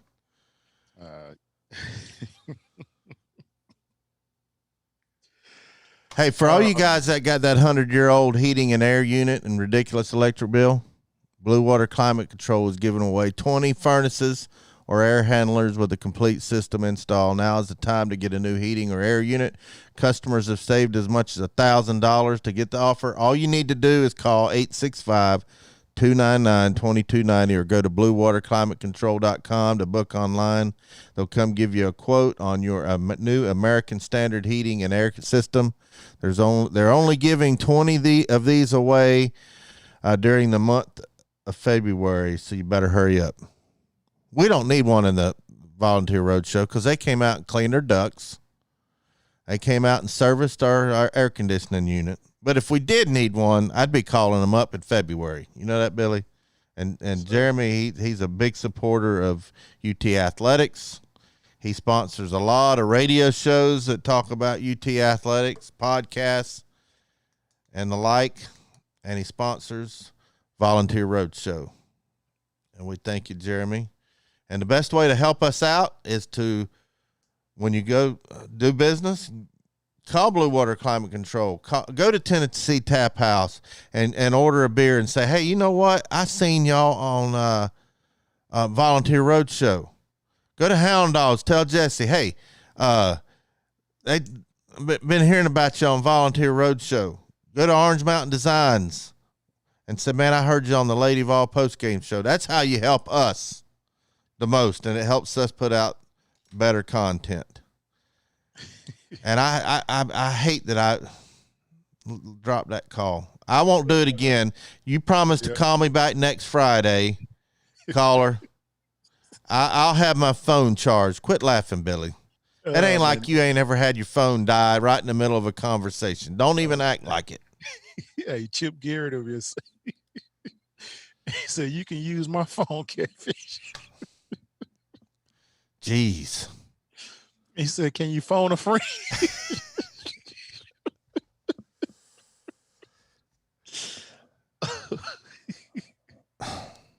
Oh, man. Love it. When are we going to do the Lover's Lane video, Bobby versus Billy? I think you've been dodging me, Billy. You've probably been secretly down there working out, doing all these push-ups and stuff like Rocky. Well, I have been doing my push-ups, so I've been doing mine too. Well, we know how your push-ups are. And I think you've been fudging on them texts you've been sending me on how much weight you lost. You're going to lose so much weight, and it's going to be easy to block you.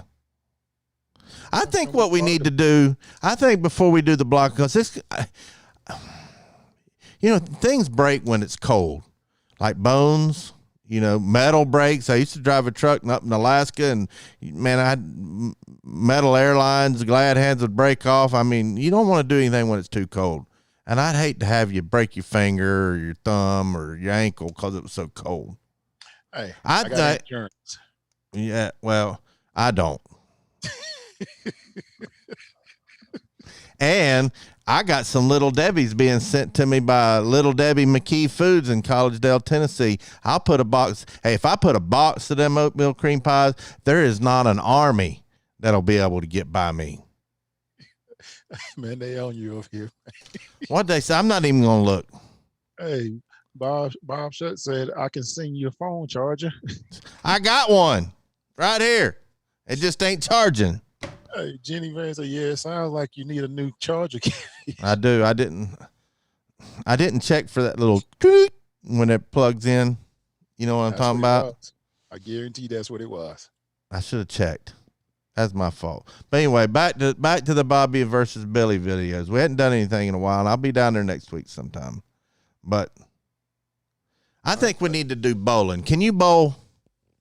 I can learn. Have you ever bowled before? A bowl of Cheerios? No, bowling. See, now I know you're sandbagging. You can bowl. I know what you're doing. Don't even start that with me. What are you talking about? Bowling. A bowling ball. A bowling alley. You mean like the Fred Flintstone bowling? Yeah. Thing? Okay, they twinkle toes and then throw. Yeah, I can try. What's your high score? Yeah, like mine's about 150. Can you beat 150? With my eyes closed. All right, can you do one? I think I did 200 one time. Well, I get 200 all the time on my phone, so I think I can do it. You bowl on your phone? Oh, yeah. Hey, do you got any boys that's got a pool table? We can do that on Bobby versus Billy. We can probably find something. Hey, I was driving down. I'll tell you something that I could wear you out on. I was driving down this old part of town, and they've opened up a pinball bar. Let me tell you something, Billy. You can laugh all you want to, but when I was coming up, see, I'm older than you. I came in on the tail end of the pinball, and I could wear. I'm telling you, I'm not going to tell you all my tricks, but if you learn how to jostle that pinball machine a little bit to manipulate that ball without it wouldn't just enough where it wouldn't do the tilt, where it was disqualifying you. You had to know how to do all. Man, I was a master at pinball. I think when you find a pinball machine, I could wear you out pinball.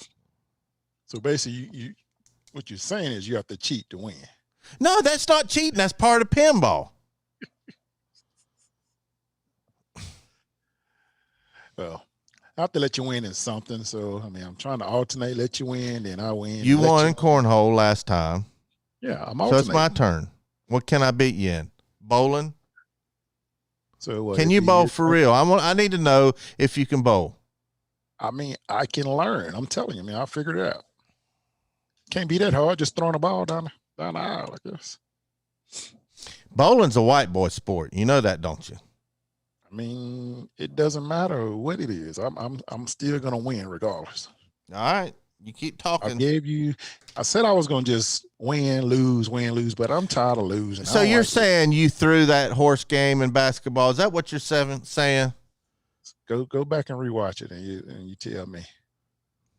I do think that last shot you missed on purpose. I noticed that.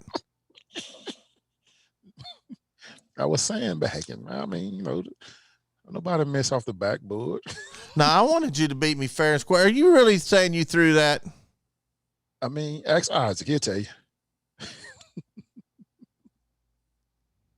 No, you won fair and square. Be out. All right, that's what I wanted to hear.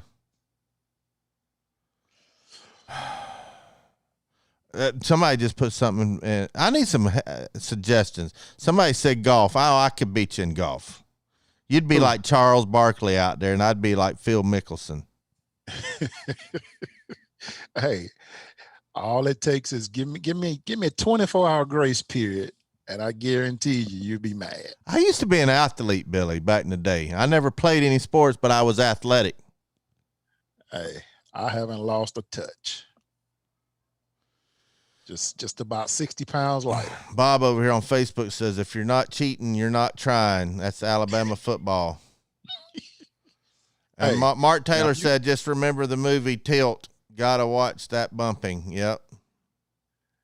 Well, somebody said, can you play? Yeah, hey, do they have McDonald's bag out there at the golf? I'll be out there.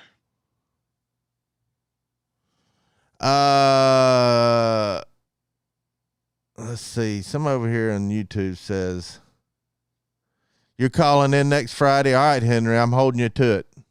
See, everybody thinks you can beat me and everything. Justin Sanday says, poor Catfish. Russell Morinor says, all in the hips, Bobby. Ping pong. You know anybody who's got a ping pong table? I don't. We need to find one because I could beat you in ping pong. Just give us some ideas. Do we have our mailbag up on the website where you can send us your ideas? Let me look on our website. I told Dennis at Digital Brick to put up a mailbag on all our pages. Let me see. I'm going to look. Yes, there's a mailbag on the Bobby and Billy show on volunteerroadshow.com. Give me some ideas on Bobby versus Billy. All right, Billy, let's get on out of here. All right, let's get out. What are you doing this weekend?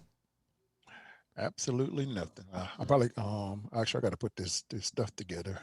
A big dresser. Oh, the one for my room? I haven't put that thing together. I think it's huge. I didn't realize it was that big. We need to take it upstairs before we put it together. Oh, it's upstairs. Oh, it isn't? It's still heavy. Hey, we need to help people with rent money. We forgot about that. I'm pulling up bet now. Oh, man, all the game. Oh, I don't have anything to play. I'm tired of winning. Well, don't start that with me. Well, let's go through basketball. NCAA men's. Now, I've been on fire on basketball. All right. I would have sent you a couple of these parlays I've been winning, but I didn't want you to see what I've been doing. So All right, I'm down to my last $2. I know you got that song. What a shame. While that's playing, I'm gonna look over these games tonight. My lady at the casino. She lost all her money. She said, don't feel sorry for me. No. Don't feel sorry, honey. But if you want to do a lady a favor, here's what I want you to do. All right, I see some good bets here. Just loan me $2. Oh, until the next time I see you. But these last $2. I see some money makers here, Billy. Well, tell me so I can play the opposite. Nah, don't start that. I'm gonna tell you right now. West Virginia tomorrow at 1:00 is playing Oklahoma. West Virginia favored by 3.5. They're gonna win by 10. What's the total? 140 something? 144.5. I would take the over. I don't know anything about the over or under on that one. Still tonight, Illinois and Nebraska. Nebraska is a 14-point underdog. I think they cover that. Yeah, they'll smash them. I agree. An underdog of 14 points. I don't think Illinois will win by more than 7 or 8. Yeah, they will crush them. Yeah. I'm actually going to take Illinois first half to cover by 8. Really? Yeah. Well, let me look at this. Hold on. Be a big play for me. Let me look at the first half. Did you see that? Hold on. It ain't doing it for me. Hold on. I like Detroit with the 3 points, and I like the over. See, that's 3 right there for you. Hold on. I got to actually make a bet here. I got a couple of dollars left. I didn't bet it all on the Super Bowl. All right, it is 8 points. So you think Illinois is going to win by more than 8 points in the first half? They should be up by 20 by halftime. All right, I'm gonna start listening to you. Because my bets have always been bad. So I'm gonna put a couple bucks on that. All right, there's my $2. All right. Tomorrow's game. That's all I see for today. What did I say on tomorrow? West Virginia would cover that. Yeah, what we should do is a quick show tomorrow, like a 20-minute. Just put a. You think so? Just a betting show? Yeah. Well, I don't only see that one for today. I don't know anything about these other teams. See, those are the ones you need to bet on with no one betting. That's what I play. I'll just be playing like. Which one? You get all these little birdies telling you what to play on all these games nobody even watches. Any of these tonight? I need to get my bankroll back up there. The only one right now is Detroit. What are they saying on Detroit? +3 on the game. All right, I'm gonna put a couple bucks on that. And then they like the over in that game too, but. Oh, you never did remind me about sending Jenny Van her face mask. Remember? Didn't I tell you to remind me? Yeah, you sure did. Remind me. Jenny Van, you got my email. Just keep reminding me until I send it. I'm sorry. All right, we got some good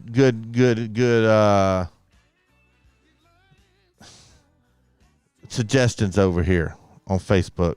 Chip Garrett says arm wrestling would be over in about 2 seconds. Billy would hurt Catfish. See, that's what I like. Rodney Dangerfield. I get no respect. I got some guns. And Chip says it would be good comedy TV. It will be. It's already like that.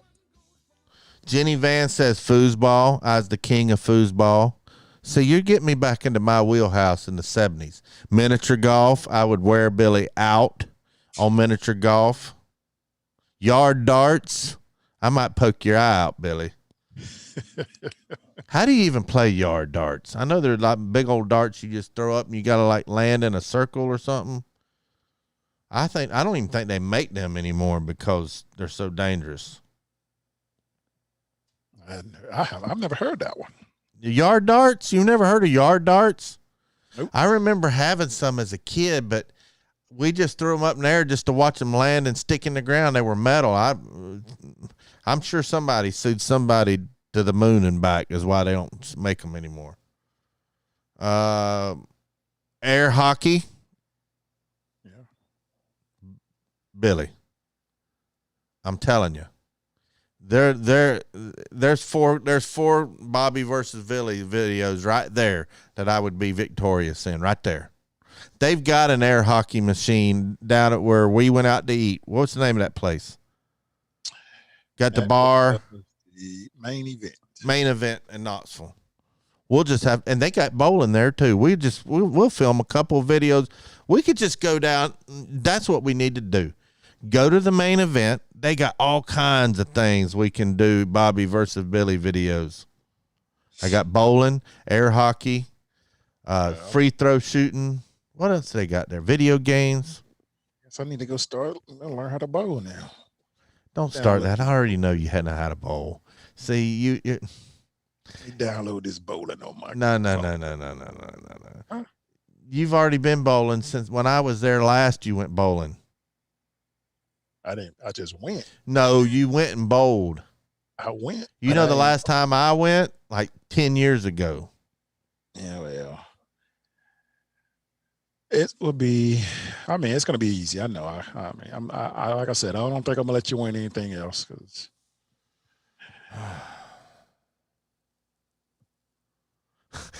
Chase over here on YouTube says, Catfish, I don't want your help with rent money. I'll get evicted.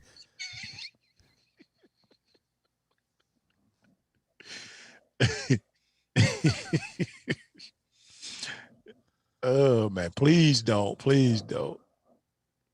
Croquet. Oh, man, I was good at croquet back in the day when I was a kid. Henry Riddle says he loves this show. Go Big Orange. Tennessee drops LSU by 12 points. He said we should go at it on the NCAA football game. I'm not good at video games. I am the best at video games. But I'd play you. I'm not afraid of you, Billy. I'm not afraid of you in anything. Not even blocking. I'm not afraid of you. I love the confidence. Well, see, that's part of my strategy. I got to act confident. Part of my strategy. Yeah, I used to be my strategy. I've been losing weight. I know I was joking around about Jim Chaney's weight, and I shouldn't have done that. I apologize. So because you get, I'm not gonna say that. What? I'm just making an apology. I made fun of his weight in Golden Corral last week or last show. And I shouldn't have. And I apologize. I'm a man about it. And it's not because I'm large. I'm losing weight. I bet you I hadn't gotten on a scale because I don't want to get on the scale. I don't want to. I guess I don't want to come down to reality and have it say something I don't think it should say. Is why I hadn't got on the scale. Like what? Like plus 3? Because I feel like I've lost 10 pounds since I've started this Beachbody diet. So do you have a Beachbody yet? Yep. Not yet, but I'm working on it. I'm closer than I was last week. So you got to make sure you get a tan now. So they didn't say nothing about no tan. That's what the Well, I'm gonna continue the country boy diet until we could fish out there in the lake in the neighborhood. I know I could beat you fishing. I was raised fishing. Billy doesn't go fishing. He goes what Steve Harvey calls hoping for that bobber to go under. Billy just left. Where did Billy go? Billy's gone. He did what happened to me the other day, and I'm going to go ahead and get this figured out. I don't know what happened to Billy, but he'll be back. Probably not. I probably ought to end this. What happened? Poker, that's a good one. I like that. Keep coming with some ideas, because we're definitely going to be making a lot of videos here real soon. Real soon. Let me get this sized up. Billy, I can't believe Billy left me hanging like that. I think he did that on purpose. Y'all think he did that on purpose? I do. I definitely think he did that on purpose. Anyway, let me read some of these comments before I go. Hunting, Billy couldn't beat me. A rap battle, that's a good idea. That's a real good idea, actually, because Billy would probably beat me on that. Chess, horseshoes. No, I'm not good at horseshoes. Arm wrestling, paintball. That's a good one, D4. Beatboxing, I can't beatbox. No MMA match. Now, spades, I'm going to tell you something. Billy thinks he's like the best spade player ever. And I'm telling you right now.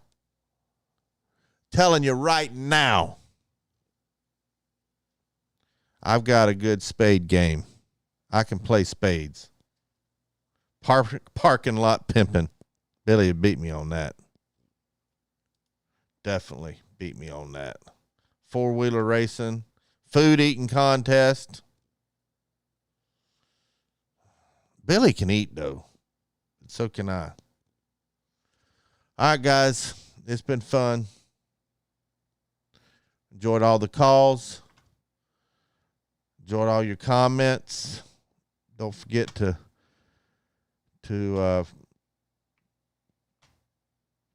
tell everybody that you go see about Volunteer Roadshow. Share this on your Facebook page, and you could win that painting that sits behind Billy. It's 6 foot by 32 inches. It's a canvas. We're adding more items to our store that would help us keep the light bills paid. We sell every team that you can think of on Volunteer Roadshow under the store. A lot of Tennessee merch. We're still putting new stuff up. So we're going to get on out of here. So thanks for tuning in. Go Vols. I'm going to tell you something. Billy might beat me in Lover's Lane, but he's going to know I've been there. I promise you that.